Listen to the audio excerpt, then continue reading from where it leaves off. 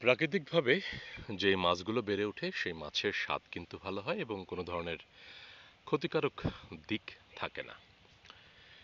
এই কস্তুরীগুলা যেটা কচুরিপানা ওয়াটার হায়াসিন্থ, এটাকে পচিয়ে আসলে মাছের খাবার, হ্যাঁ ডিরেক্টলি আমি দেখেছি পচার পর মাছ খায়, বিশেষ করে মিরর কার্প, যেটাকে আমেরিকান রুই বা হ্যাঙ্গার হিসেবে অনেকে চেনেন, যদিও যেটার পেট মোটা ওটাকে এক ধরনের জাত বলে, পেট চিকনো একটা জাত বলে।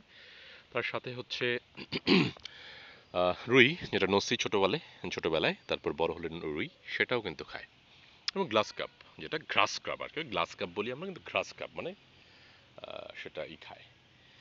তো চিতল থাকার কারণে দেখা গিয়েছে একদম ছোট মাছ ছাড়তে পারি না, তারপরেও কিন্তু ছোট মাছ অনেকগুলো ছাড়ছি, আহ, অনেকগুলো, প্রায় কয়েক লাখ, এবং সেগুলো আল্লাহর রহমতে মাশাআল্লাহ বড় হচ্ছে। তবে সেক্ষেত্রে যেটা বড়, সবচাইতে বড় ব্যাপার চোরের ব্যাপার। পুকুরের চারপাশে ফেন্সিং করতে হলে হিউজ পরিমাণে অ্যামাউন্ট দরকার, এবং সেটা করলে অনেক কিছু করাও যায়।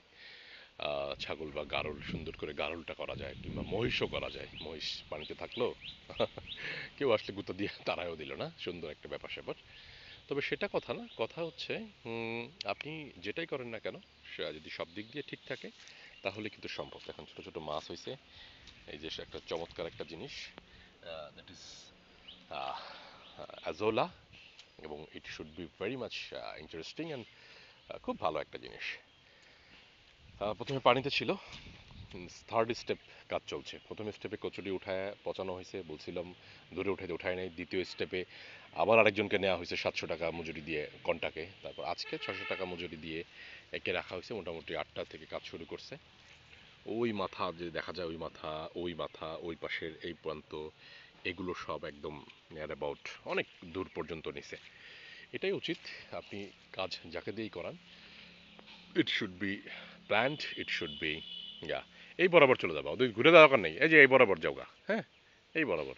হুম হুম হুম সব এক জায়গা দরকার নেই।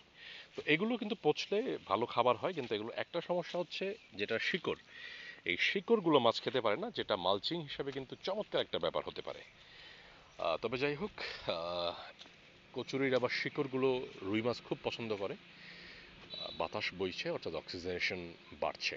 কথা বাড়াবো না, এভাবেই কৃষির নানা ধরনের টিপস, এবং আপনাদের যদি কোনো পরামর্শ থাকে অবশ্যই দিবেন। তার সাথে আপনারা কি জানতে চান সেগুলোও জানাবেন। এবং আপনাদের জ্ঞাতার্থে জানিয়ে রাখি, আমাদের কাছে এখন ফিগ এবং ড্রাগন, এবং সাথে নানান ধরনের চারা এখন রাজবাড়ি মাটিতেই বসে পাবেন, তৈরি হচ্ছে, এবং সেগুলো ইয়া হবে। এবং এই যে চেহারা দেখতে পাচ্ছেন, এটা আরও পরিবর্তন হবে ইনশাল্লাহ। এই চারপাশ দিয়ে যদি লাউ, মিষ্টি কুমড়া, হোয়াট এভার, যা কিছু দেই, ভালো কিছু দেই। আল্লাহ হাফিজ, সবাই ভালো থাকবেন, সুস্থ থাকবেন, নিঃসন্দেহে। আল্লাহ হাফিজ।